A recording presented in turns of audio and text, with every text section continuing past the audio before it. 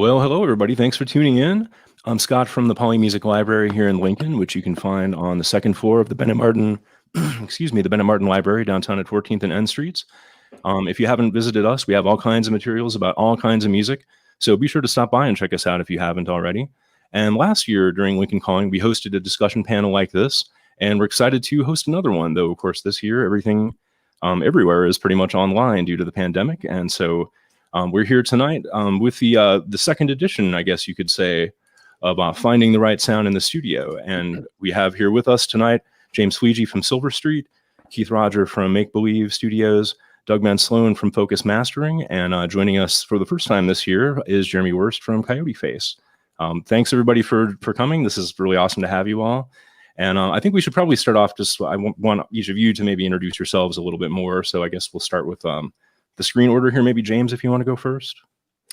Yeah, James Fleege. I work at Silver Street in Ashland. We are a purpose-built recording studio and small record label. And it's pretty much just me working out here. And I love it. Ashland's a small little community. It's nice and quiet. Super easy to stay focused working out here. And yeah, it's great. Been out here for about almost 6 years now. Excellent. And Jeremy, if you wanted to introduce yourself a little bit. I'm Jeremy Wurst. I own my own room here in town called Coyote Face Recording. I'm also a freelance producer and engineer, so I work out of a lot of rooms here in Omaha and Kansas City and all over. So I'm kind of floating around, but I do a lot of projects here as well. So awesome. And looks like Doug, you're up next. If you want to talk a little bit about Focus Mastering. Sure. Thanks for having me. Doug Van Sloun. I'm at Focus Mastering in Omaha, and I've been mastering for about coming up on 22 years now, and still working away here in town and love what I do. And yeah.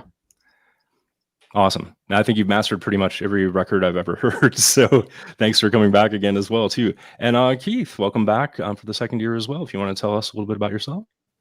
Yeah. Hey, everybody. I'm Keith Rodger. I am a recording engineer here at Make Believe Studios, located in Omaha, Nebraska. We actually have been in this building for 4 years, but we've actually turned 10 as a company this year. Wild year to turn 10, but we're making it through. And we're here. It's good to be here with everybody. Nothing makes me more happy than to be in a room full of like-minded fellows and very, very advanced minds in this audio field. So thank you for having me. Yeah, thanks again for coming back. I figured maybe tonight we should start off by doing kind of a quick rundown. We may have some viewers tuning in that maybe aren't as familiar with recording studio issues in general. So maybe we should start by kind of explaining the differences in the different stages of studio production, like starting from recording, maybe even pre-production into recording, mixing, and mastering. Anybody want to go first, I guess, on that? I suppose Doug should probably go last with mastering, but I guess talk about the process, you mean? Maybe just kind of what the differences are. Maybe I could start with that because that's kind of primarily my specialty here at Make Believe. Cool. I primarily focus on tracking and editing.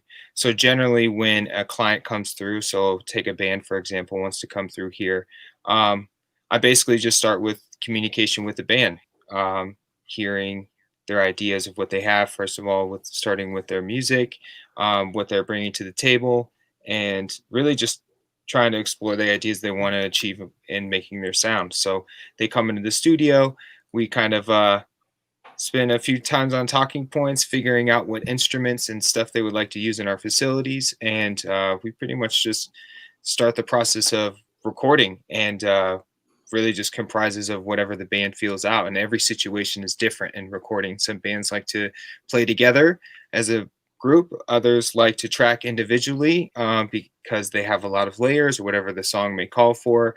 Again, the situation is really up to the artist. So from there, depending on how you want your recording, but let's say like a modern pop song, pop artists will come in here, record all of their parts of the instrumentation and vocals, which have their own set of rules depending on the engineer. And it would basically go into an editing phase, which then I would edit anything that needs to come by, especially with like vocals and tuning vocals and editing instruments, any parts that may fall in and out of tempo or may have faults in them, or may that just need to be accompanied to the sound. And then from there, it pretty much goes through trials onto what I would consider a mixing phase, which I'm pretty sure the James and Jeremy know a lot more about than I do, because I personally don't mix a lot of records. I'm more involved in the production and tracking process. So I guess you guys can maybe comment on that process, that aspect of the process. Sure.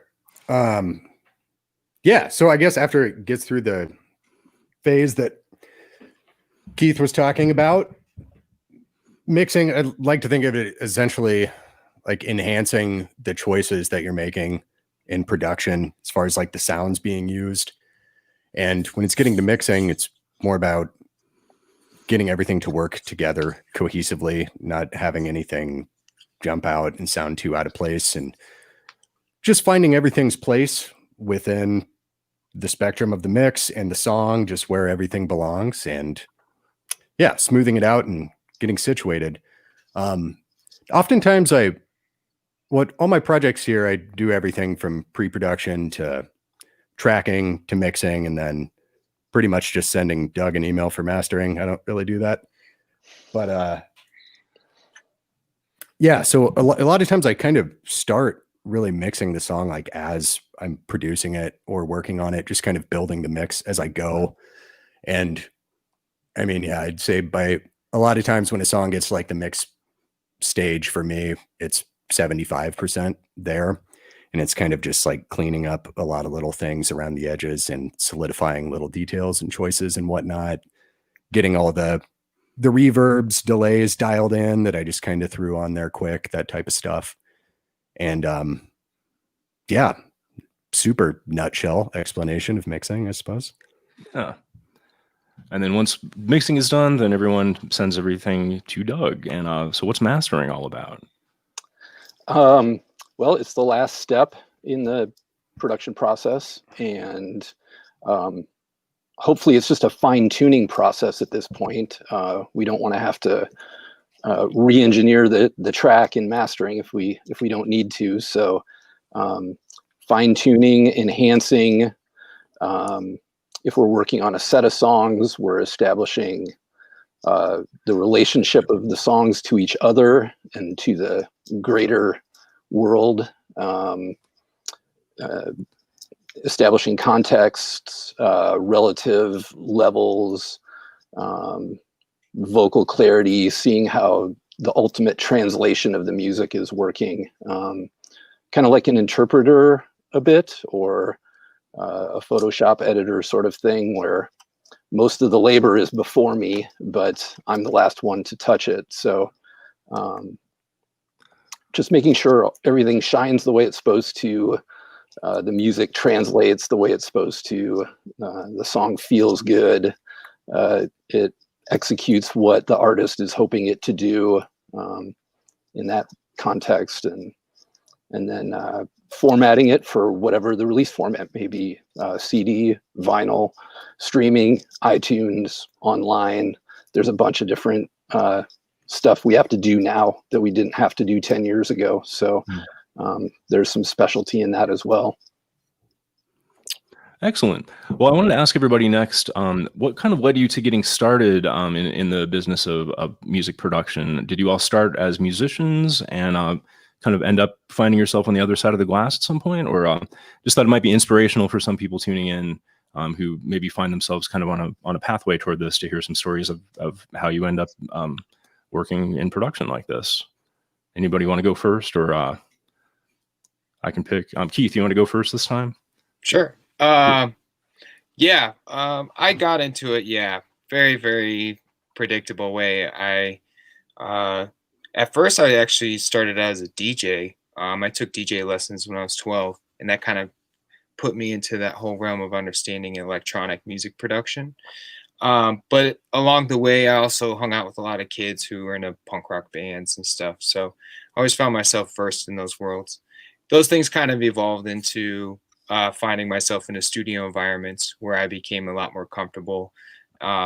So all through my time, I've always found myself in places like a recording studio or a film studio or somewhere of that nature, working primarily in audio. So getting into the business was just kind of came natural with wanting to be a producer. I feel like most people who have an idea set on production generally will want to find themselves in the studio, whether they build one themselves or go work for a different facility. But yeah, I mean, really, it's just supernatural. But it really just comes down to a lot of networking, and just I found myself in situations where, as a musician, I was in a studio environment, or people needed somebody who knew something that they didn't, so they would tag me to come in and track their session because, nobody else was there to do it, kind of situation. All that stuff is real. If anybody here reads stories on other engineers, they're like, how'd you get that job? And he's like, oh yeah, I was just there. He's like, oh, you're mixing it. Like, all right, so Yeah, really it's a sure. lot of just falling into that Cool. and that, the business, you learn about the business along the way every time. There's a lot of books out there and stuff that'll tell you the basics, but how that's navigated is different to every territory and every market within the music business. So there's a lot of breakdowns with it, especially in the Nebraska industry. It's a lot different compared to Los Angeles or Chicago or New York. So I learned a lot of that along the way as well. For sure. And Doug, so were you just born mastering, or how did you how did this Definitely happen? not. It's been a long road, but I just started out as a music fan and as a music listener as a kid early on, and definitely became obsessed with buying 12 inches and buying 7 inches and immersing myself in the listening process. Then I became a musician. Then I picked up a guitar and thought that was the path I wanted. And my senior year in high school, I basically stumbled into somebody who was going to school for audio. And this was in 1990. And so a very early audio production school. And I was like, wow, you can go to school for that. And basically went there, did a tour, found out about the program. I was like, wow, this seems right in my wheelhouse. So I did that right after high school, and it was a 2-year program, and then moved to Omaha, got an internship, got a part-time job, got a full-time job, just kept going down the path. And along the way, I've done a little bit of everything. I've done voice recording, a lot of commercial production, audio for video. I've done location recording, studio multi-tracking, mixing, editing, and mastering. And once I started doing that, I found that really sort of ticked a lot of boxes for me. And I started pursuing that and worked my way into that as a full-time career. So it was a long path, but pretty much isolated to being involved in audio production and music. So Very cool. And Jeremy, I know we talked on the Poly Music radio show a couple months ago about your background, but it's very interesting too. You want to talk a little bit about how you got to where you are? So I probably started off as a guitar player, bass player, kind of dabbled with like some demoing and stuff like that. But the whole audio recording thing just kind of, I think the first time I went to a studio, I was like, oh, wow, okay, this is like, I want to be here a lot, and I was kind of having trouble joining and staying in bands or getting something going, to the point where I could get into the studio. So I kind of started dabbling with it on the side. And probably a big turning point for me, I probably should, I got to give a shout out to Chris Steffen here in town. He let me kind of like fart around his studio and and make noise with some bands in it. But at some point I met this guy named Don Gunn. He's up in Seattle. He's worked with like Peter Frampton and King Crimson and Death Cab. And I was actually on my honeymoon with my wife, and I was like following him on Twitter, and he like invited me to his house, and we had dinner, and it was kind of cool to like meet someone in the industry. Cause in the Midwest, it's, you know, it's like us guys, but you know, there's not like giant commercial places, and you know, there's just a lot more people on the East and West Coast doing it already. But yeah, I met him, and I totally punished him. I grilled him with so many questions, and it was cool to like, because he just lived like in a normal house and just was a super nice dude who happened to be really good at music. And so he kind of became my mentor. And then at some point I moved to California, and I worked at a couple studios and assisted for a few producers. And yeah, at one point I just was like, I kind of want to try to do this on my own. So I trekked back, because a lot of the bands I was working with were from here, and kind of opened my own space, and I couldn't be happier. It's been awesome. I've gotten to freelance in a bunch of really amazing rooms like all over the country. And I don't know. We have a cool job, so I got no complaints. So I've been really getting into songwriting lately, writing songs with bands. And I'm sure everyone here can sympathize with this, but we all just wear a lot of hats, you know, like sometimes you're throwing mics up, and sometimes you're helping play bass, or, you know, it's kind of an amazing job. You always have to be on your toes. And I don't know. It's kind of cool getting inside bands' heads, and so far this is what I love. So awesome. And James, you've been rocking Silver Street for a long time now. You were performing before that as well, then too? Yeah, it was. And to echo something that Jeremy just said, one of my favorite things about the job is just how it's always something new each day, and just kind of like bouncing around and just dive into these little different areas of focus, which is super how my brain works. So that's nice for me. But yeah, I started off playing guitar probably a little bit before high school, I think. And yeah, I was just playing in a bunch of bands and loosely dabbled in recording stuff in high school. I had a really cool music teacher in high school who's actually in charge of the music department for LPS now, Lance Nielsen. Guy's awesome. He's out there. Thank you. But yeah, so was playing guitar in some bands, moved out to Nashville, and was playing in a bunch of groups there, kind of doing the whole lower Broadway circuit, which was fun and exhausting at the same time.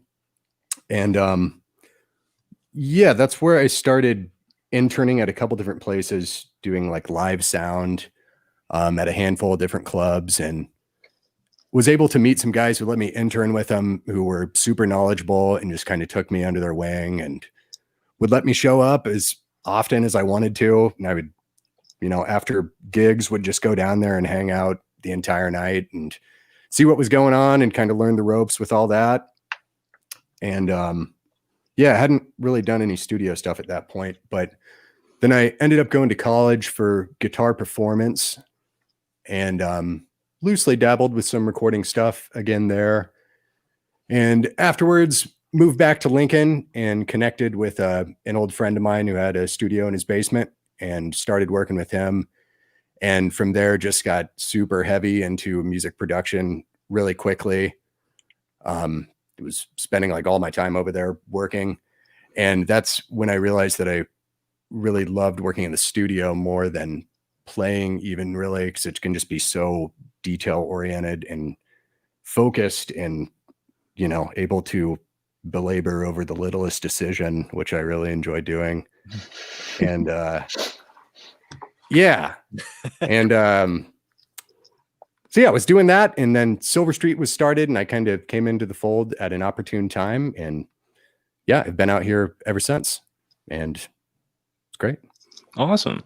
We have a question that's come in on Facebook from Jennifer that kind of speaks to a little bit of what we've been talking about with wearing many hats. Do most people specialize in one part of music production, or is it common to do every part of the process? Jeremy, I think you spoke a little bit to that. If you want to. You know, you can do it all, or you can do a couple things. And sometimes it's kind of budget dependent. Like last month I got a full budget to do a record, and we went to a different room, and we're probably gonna have a couple different people do some mix shootouts with me, and it should be kind of fun. And but some projects are, you do everything, just because you love it and you believe in it and you want to see it at its full potential. So I don't know. I think maybe in the past those roles were maybe a little more defined, but I think now it's like, I mean, even the way, like, the aesthetic of drum tuning and guitar tones, like, is like pre-shaping the mix and things like that. So I mean, being adventurous with it, that'll set the aesthetic of the record. So I mean, I don't know. It's kind of I gave you the most open-ended answer possible, but yeah, I think being able to wear multiple hats, or some people like to just push record, some people like to get involved in the songs. You kind of feel it out band to band. Like when I'm tracking a band, I might be like, oh, hey, we should try this part. And then if they like kind of give me the weird, like, don't tell me what to do, then I'm like, okay, we won't do any more of that. But sometimes they're like, oh, what if we did that, but we did it this way that sounds more like us? And then you kind of get to this beautiful final idea, So I don't know. I don't think there's any right or wrong way. I think you just kind of put yourself out there, and if people, enjoy it, then they do. And if they don't, then like, it's really no hard feelings, so. That makes sense. Anybody else want to jump in on that, or I can move on to the next question? Or yeah, it is a really interesting question. I was thinking about it and the experiences I've had with working with people that are multifaceted, but I've kind of always came from the approach of do what you're best at when it comes to music production. I don't think it's a requirement for everybody to try to be the best guitar, piano, bass, drum programmer in the world. I think they should just be a good programmer, and whatever the song calls for. If you're really good at programming drums, that's where you're going to excel at in the song when you're in the room with people. If you're by yourself, I encourage you to work on those things and really hone in the skill. But if you're working in scenarios where time is not on your side and you're working in a room full of people, try to figure out what you're best at and really excel in that direction, because then you can really flourish with ideas when it comes to filling in the gaps with, if you're really good songwriter and you're writing good top lines, you don't necessarily need to have to involve yourself in the rhythm, maybe just have this idea of sticking to that. And that's just always worked out for me. I've tried to create an environment in our studio where people can just come in and just like float around a room and do whatever they want. And ever since we built those opportunities for people here, we've noticed that they really just stick to what they know.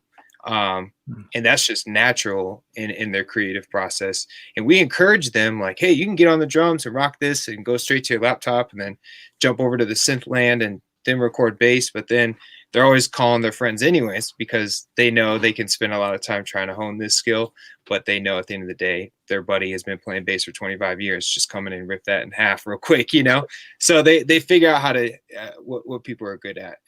And you learn a lot about music production by trying to figure out what you're most comfortable with. And then, how you could change that over time is really up to just honing your skill as a good programmer or guitar player or whatever you may be. For sure. Yeah, I agree with a lot of what Keith said about letting someone just kind of focus on their specialty. For situations like myself, and I think Jeremy, since we kind of have our own space and we're just kind of the one person working in our studios, that you and I probably end up just doing a lot more of it ourselves just by the nature of us being the only person here. So yeah, I mean, I agree with everything that Keith said for sure.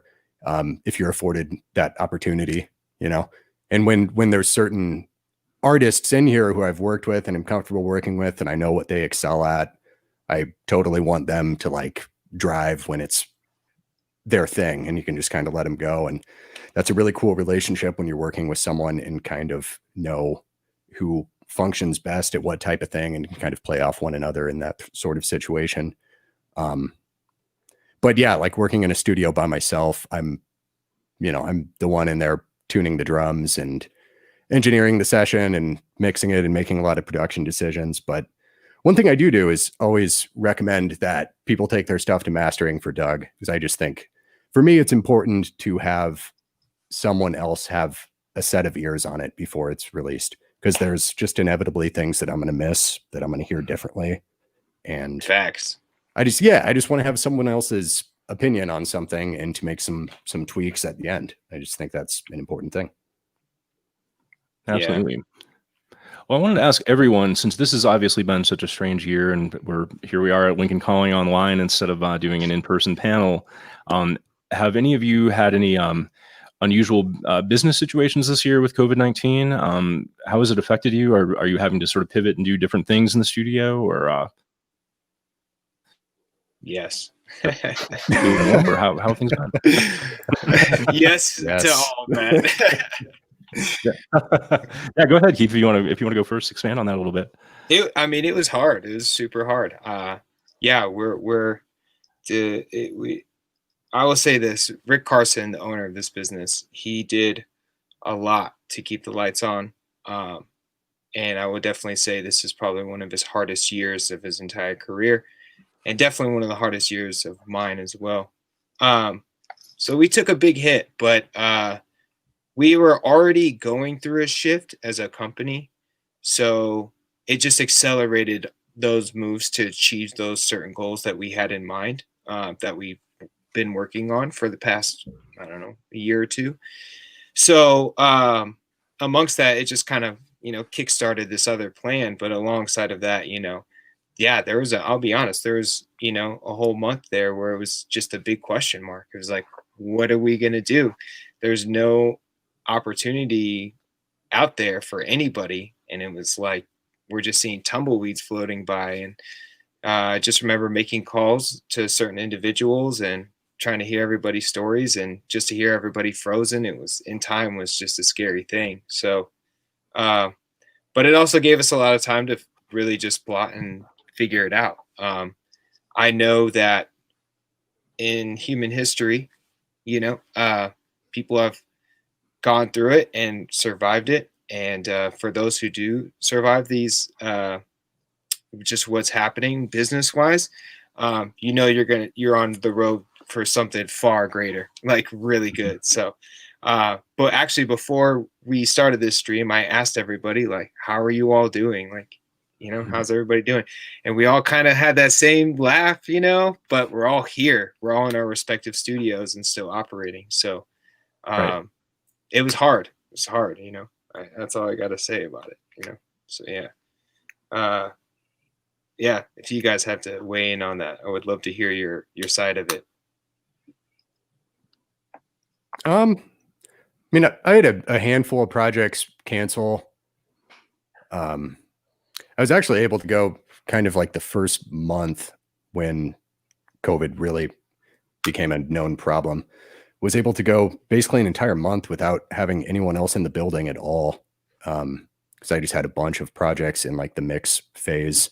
So that was really nice. And yeah, I mean, when I had started to have sessions going again, just implementing some simple changes, like, not having the studio be like a big hangout for a session and like a bunch of friends are coming out and stuff like that. It was more just the person who's recording and people who need to be there to make decisions are there. But yeah. Yeah, Jeremy, I think we talked about a bit of this too, like kind of early in the pandemic too, when you were doing the radio thing. Everything go okay? I feel bad. Like I kind of like lucked out with the timing of everything. I had just finished I think everything kind of really hit in beginning of March. And I had just finished a full length, and so I had like a month of editing, and I had some backlog mix work, and I had to postpone a couple things. My wife and I sort of own the business together, and we've always tried to be really like frugal and smart with our investments. Not to say that any of these guys have not. So I find myself very lucky. I stayed busy, and big shout out to a lot of friends. Like I had a bunch of friends hit me up and be like, "Hey, is everything okay? We've been thinking about having you mix this thing, and like now we're gonna do it." And I don't know. It's been so hard, and I've been doing like mix lessons with people like. I've had some like pretty wild stuff happen in my life in the past. So like any tough situations, I think it's good to like, if you get rocked back on your heels, you just need to learn how to pivot to some degree. So like, we couldn't track anymore. So, I was helping some friends out with their home demoing stuff so I could mix it in a couple months, or I was doing some mix lessons, and I started helping write I write reviews for Tape Op now. It's Cool. Yeah, it's been really cool. But I think the important thing is like when things are good, it's good to share it. So like I've had a bunch of friends who had some tough times. Like I was like, hey, let's have you, like, one, you're amazing, but two, like, let's have you master this. And I don't know. I don't own a car, and I've always lived pretty cheap. So it was a little bit of a scare at first, and I was like, man, I hope. But I had a lot of friends reach out and kind of be like, yo, like now that we're stuck at home, let's do something. So but I tried to make sure that everything, I was like, hey, if you've got young kids or grandparents you're living with, like let's postpone it. Anything that's like a short span, we've been definitely doing masks. Most projects for me take between 2 weeks and a month. So we just quarantine together typically. And I had again, very lucky. I had a few projects that were booked out. Like my September project, I had booked since April. So it was kind of scary if it was going to happen or not, but luckily everything kind of went through. So, but yeah, I mean, I think it's important to, like, during these times, like, definitely reach out to your friends, make sure that they're doing okay mentally, that too. I know it's like social media is a war zone right now. I think it's good to, reach out to your music friends and just make sure everyone's doing okay. So, but I don't know. It's not like a brag. I just totally lucked out. Like things just schedule wise just didn't hurt terribly. So yeah. That's great to hear. And Doug, did you already have mastering stuff lined up then, schedule wise, or has it had much of an effect for you? It hasn't had a huge effect, fortunately. I mean, the way that the mastering scenarios and sessions go these days, it's almost like I've been practicing for this situation for a decade. When I built my first studio, I had attended sessions all the time. Like every week I'd have at least one or two every week, for the entire year. And the way things have progressed over the last decade it's really gone the other direction. And so much of my work comes from out of state, out of country. So obviously they're not coming here for mastering. So the whole remote session thing is kind of my normal mode of operation. So I just kind of, I haven't really changed anything, honestly, other than the fact that I've done like 2 attended sessions this entire calendar year. So, Wow. which is down from maybe, I was down to maybe 20 attended sessions a year the previous year. So it's really changed quite a bit in terms of that aspect. As far as business goes, it has been more of like a peaky W, or a sine wave, if you will, where there's been more peaks and valleys as far as booking goes for me. But if you look at the average, knock wood, it's been, I've been doing okay. So. Very good. Well, I have kind of a follow-up question to this, which I hope is good news. I'm kind of have this sneaking suspicion that there have been a lot more people making recordings at home this year than in a typical year. And so I wanted to ask if any of you have any practical tips for people who are working at home toward getting their recordings to sound their best, or possibly have them in a state where they could come into a studio later to do more work, or to track things they maybe can't do at home, like tracking drums. Things like that. What would you suggest people do if they're kind of thinking along those lines? James, if you want to go first this time. Sure. I think in a home recording situation, just establishing a vibe is what I always try and tell people. Like, even if something is sounding, kind of gritty and perhaps not as pristine as it could sound in a studio, like, that's fine, as long as it's working with everything else that's going on in the instrumentation. And, you might get a funky sound out of recording a guitar in your bathroom or hallway or something like that, but it could be really sweet if you build around that and, listen to what you can do at your place. And, I don't know. Short answer, I guess. Amen. Cool. Yeah. Yeah, the vibe is definitely important. And also, going back to kind of the production question earlier a little bit, is if you're planning on recording at home and you have the capacity to do a full band, but don't necessarily have the budget to do a full band as far as getting the mics and the cables and everything, just focus on the things in the band that you could record with the tools that you currently have. So yeah, if you have a couple condenser mics, or in a 57 or something like that, focus on guitar and vocals, and then go track drums later if you need to add another space. Or, just focus on the things that are most important. But if you're trying to do full records at home, I encourage you to, take the tools that you have and make the record you can with those certain tools. Limiting yourself can have a huge amount of possibilities, and pushing the tools that you have to their limits and figuring out how to innovate that is really important to the design of these tools and instruments as well. We definitely have seen the shift. A lot more people are, writing their music at home and on their laptops and things of that nature. And a lot of that comes to the innovative sessions and just experimentation with the instruments that they have. So just have some fun with that.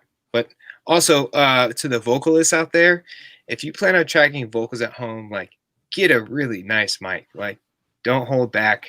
I know, like, it's cool, maybe easy for you to use 58, which is great. I love 58s.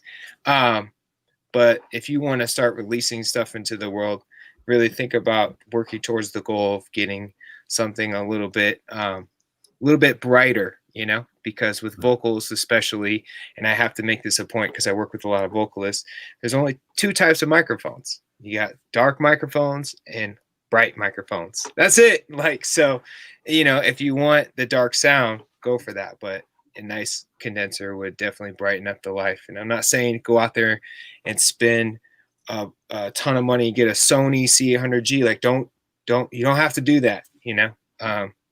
You can rest easy with something with a good budget under $1,000, but it will take you a long way with your recordings for sure. It definitely will. So really just think about that. That tool is your main, that's your instrument, besides your voice box, of course. It's like the thing that helps excel your instrument. Right. So I just recommend that, please. A nice mic, at least, a good pre and everything comes after that, but just start with the microphone and then work your way from there. Very cool. We got another question that's come in on Facebook from Malcolm. What was the strangest or most unique thing you did sound-wise on a recording? Any creative solutions to problems? Dude, oh boy. Can I share one I just did the other day? Yeah, we only have 20 minutes, right? I feel like we're talking about this for like 3 hours. I'll keep this short. I just did this the other day and it was super exciting. So Rick and I were just hanging out and, just talking about weird things that engineers are doing.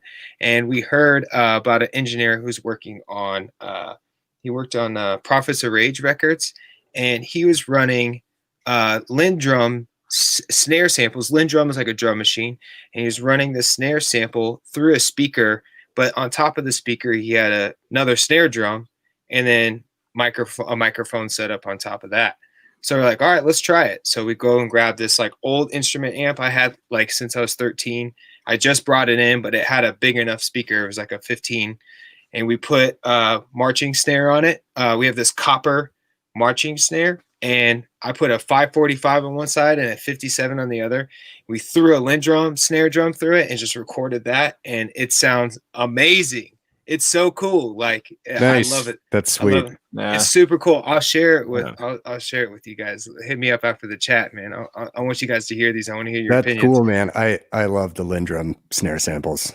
It's cool, yeah, right. Yeah, and so he created this thing where you got the Lindrum, the attack of that Lindrum, that like the, but the resonance of the drum, and we tuned the drum to the original Lindrum sample, and then we would go in and so it just sounded super cool, like how they both work in parallel to each other. So if you have the means to do it, try it out sometime, and try it with other snares too. But it's fun. It's super fun. Yeah. You guys have all the fun. Well, we're working on a sample library. That's a big thing we've been doing. So cool. I've been working on it since we started the idea in 2017, and we've been slowly doing things. So we did some for Splice and Native Instruments, and we've been jumping in those realms. But we've amassed over 20,000 unique samples since then. So we're just like trying to build this giant library for people to use. So yeah, we're always trying to think of crazy things. It's like, what can we do today? Sweet. Yeah. So that was fun. Definitely. I want you guys to try it though. I want you guys to try it and let me know what you think. Yeah. I'll give that a shot. That's cool. Yeah. It sounds so cool in your records, James. Like, I know you would use those samples. All right. Yeah. I'll do that for sure. Yeah. I got one that's certainly not as technical, but I guess could be a good example of showing that there's really like no limits in what you can use as a sound, or what you should be able to use as a sound. But I had a group in over the summer, more like experimental type stuff, and we needed sort of like kind of crackly noise going on just to fill out this transition between parts, and tried like some various like white noise patches on some of the synths that I have, and none of that was really happening. So just kind of started walking around my building here, just hitting different things and, seeing what sounds were produced, which is always a fun thing to do. But I had an onion sitting in the kitchen and just picked it up, and like yellow onion, kind of like crackly on the shell. So we just like started rolling it around on the table, and like the shell would kind of crackle a little bit. But it also had this like bassiness to it when you would close mic it as it's rolling on the table. So yeah, we ended up putting it on this recording, and it's literally just like rolling an onion around in circles, and then ended up putting some delay on it, and chopping it up into like 100 pieces and pitching it and doing all sorts of wacky stuff. And definitely didn't sound like the original sound that we recorded, but yeah, a good example of, you can just record anything and create any sort of wacky sound and figure out how to use it. I love doing that sort of thing. Foley is always fun to do. Oh man, that's some of my favorite stuff. I don't know if you guys ever get a chance, but if you can, look on YouTube. I think it was Vice or something did an interview with the sound designer for the Mortal Kombat video games. Just Google that. That one's real fun to watch. You learn a lot of cool tricks. Yeah. Okay. Yeah, you'll love that one. It's super cool. Very cool. Any of you guys like Nathan For You fans by chance? Okay, well, so it's a pretty ridiculous show, but there's an episode of this show where he makes it his goal for the episode to try to get a smoke detector into a hit song, and so a band and I, they were really into that show, and so we got a smoke detector into a song, so we ran it through some amps and some delay pedals, so it sounds like fireworks. But it turned out pretty cool. But it was one of the most Sure. obnoxious things I've ever done in my entire life. So, but Nice. That's what's up. Nice. Like that. I've got a question here that probably aims mostly at Doug's work. Since we're obviously into this deep transition toward audio, yet we just saw on the physical music side of the equation, vinyl records, I guess, have just outsold CDs in the first half of 2020 for, I guess, the first time since 1986 or 1982, I'm seeing in different articles. What are some of the challenges of having some of these almost opposite directions for the final destination of recordings to be used? And for any of you, do you have to think about these issues as early as tracking, or does this just mostly come up primarily at the mastering stage, or what kind of issues is this presenting? Well, if you're going to be making vinyl, you should definitely be thinking about song lengths, amount of songs, that sort of stuff from the get-go. I mean, you should be thinking about that from the beginning if you can. You've got limits on how much music you can fit on the side of a record. So unless you're willing to make some concessions, towards the end of the process regarding cutting songs or having a different amount of songs for your digital release versus your record or things like that, that's definitely a big one. A lot of people think that it's okay to put 30 minutes on a record, but if you're a band, if you're not, if you're doing spoken word or maybe a solo flute or something, you can get away with 30 minutes or 35 minutes on a side, but not for a full frequency bandwidth recording. So that's definitely something you should think about early on. And as far as what I have to do, it's definitely changed my process in terms of delivering a separate master for vinyl, a separate master for streaming, a separate master for iTunes, a separate master if they're going to make CDs. So it's definitely complicated my life. But, it's part of the job, and you try to make it as good as you can for each deliverable. And Yeah, Doug, can I add to that question a little bit? Please do. So Doug, a lot of clients that I have, they always come in asking questions about mastering and, trying to keep it simple. But can you kind of describe to the people out there what the difference is mastering for like MFET and Redbook and all of that terminology? Because sometimes, they talk about, I want to use this for this particular scenario, so they do need that certain type. Can you break down the differences between those and why they're made up that way? Yeah, I can do that a bit.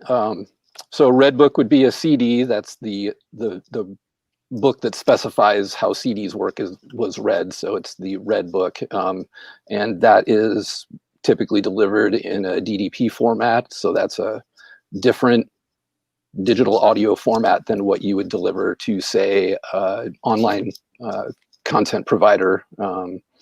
If you were going to get into like iTunes or Amazon or whatever, those would be generally WAV files. So that's a different audio format. And then for vinyl, I supply a separate vinyl set of WAV files that are formatted specifically for vinyl, where it's basically just two WAV files, one for side A, one for side B, and then the highest resolution possible as well for cutting.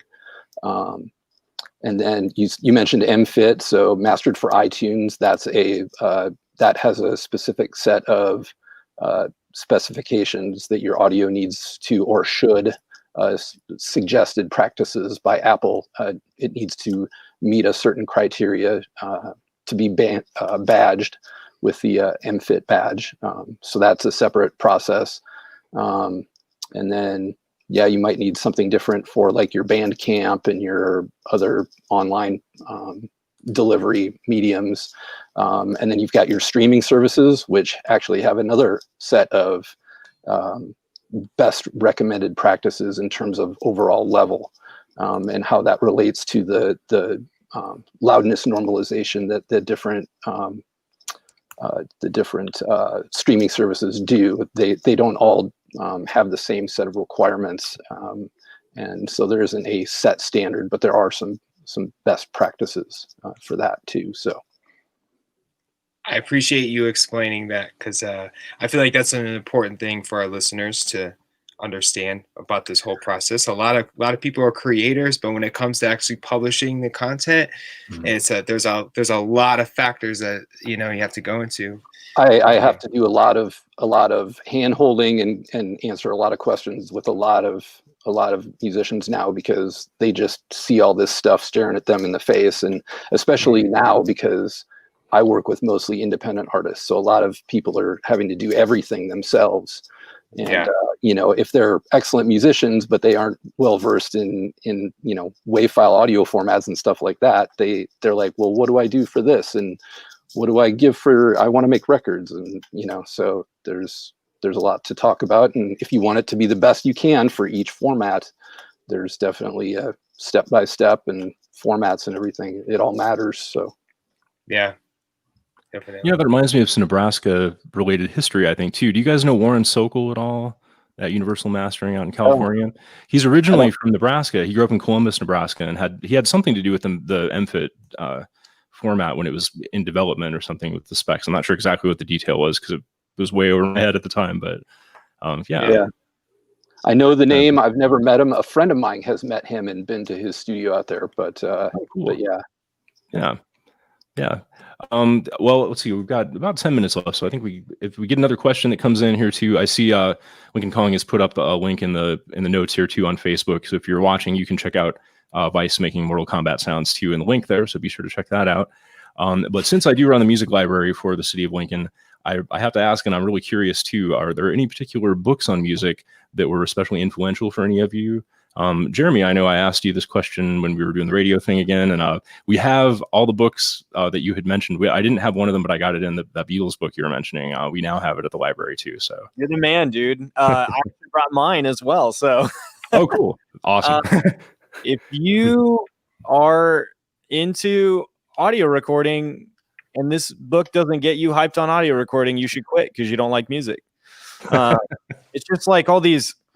So the book is written by Jeff Emmerich, who was the Beatles, I believe, second engineer. Yeah, rest in peace, Jeff. Man. Yeah, he's a legend. But it's just all these amazing experiences about, like, we have the luxury of, if you want a flanger, man, you just pop the plug-in on or whatever. But back in the day, you had to pull on the physical tape, or run, tie machines together. So I think this book pretty single-handedly kind of solidified that adventure recording and making records with people is like what I wanted to do. And it's pretty real. I mean, it's like there's stressful stuff in it. I mean, I think he gets fired twice, and then, he gets rehired. So this book's really good.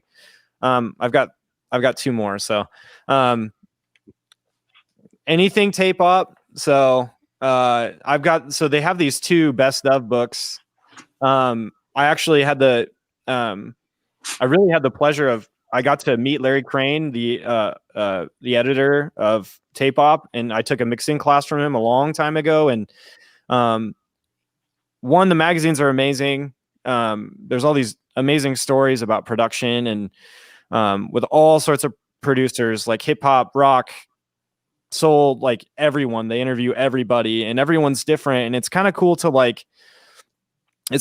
read all the stories and like, oh yeah, I want to try putting a mic in a trash can, see if that works, So anything Tape Op, again, I'm probably a little biased because I do a little writing for them, but I've been a subscriber for 12 years or something like that.